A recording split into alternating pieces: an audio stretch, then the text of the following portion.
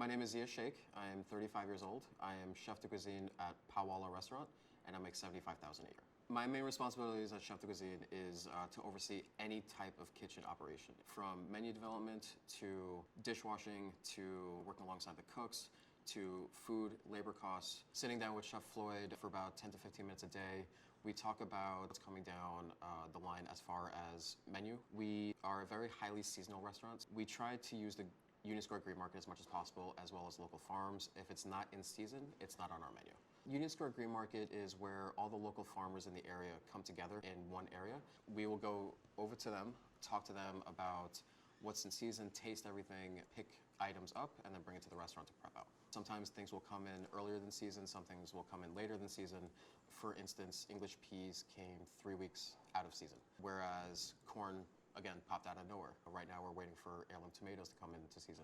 So it's a lot of talking to them, seeing what they're growing, and then they are there every 2 days. So we try our best to go there, again, every 2 days to keep things fresh. We bring it back to the restaurant, prep it in the morning, and then by nighttime it's on our menu and serving it to the guests. I do know how to cook everything on the menu, and I also have to know, just so if anybody comes to me with a question, it's my job to answer it and to show them how to do things. During dinner service, I am the conductor, I guess you could say. My main job is to work with all the stations, making sure that they are set up and focused and ready to go. And then as tickets come in, I call out different food items, different stations, and then I'm basically just overseeing that they're doing their job correctly to time everything together.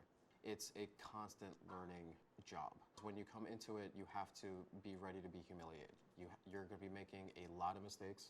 You're gonna be making a lot of mistakes daily. At the same time, you can't beat yourself up about it. Eventually, down the line, you have to be a good cook, you have to be a good leader, you have to be a therapist, you have to be a parent, you have to be a friend.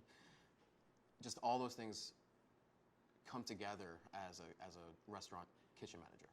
As chef de cuisine and or a sous chef or even chef owner, it's all about learning timing of different stations. We work off a traditional French system. We have one, what we call an expediter, which is basically, you can think of it as a conductor of an orchestra. And then we have different stations doing different tasks. Expediter is in charge of timing all that together. You have to be able to time your cold station, your hot line, in this case our bread oven. Our guests are not waiting too long for food, and then everything goes out hot in a timely manner to a point where they'll appreciate it.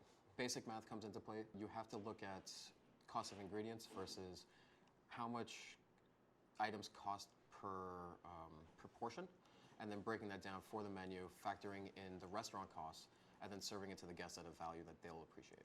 The most difficult piece for anybody starting out is learning the endurance of it. Most people, when they're starting out, they don't realize that you're gonna be on your feet for a very long time, just standing up and working in high heat conditions, working with sharp knives. There's so many things that what we call almost disaster areas in the kitchen. It's a very fast-paced world. It could be anything from cutting something wrong to overcooking a steak, undercooking a fish. There's so many different things that are just thrown at you, and then you have to learn to let mistakes just roll off your back. It's not so much that you don't care, but you have to learn just to kind of keep moving forward. A lot of the sacrifices you have to make starting out in this field is knowing how much of your own time you're giving to this craft. To be a restaurant chef, you're giving up on a social life because you work weekends and holidays.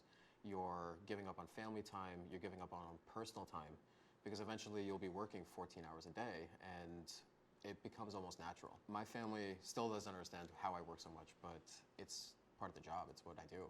I have an opportunity to make people smile without ever meeting them, and to me that's a great feeling.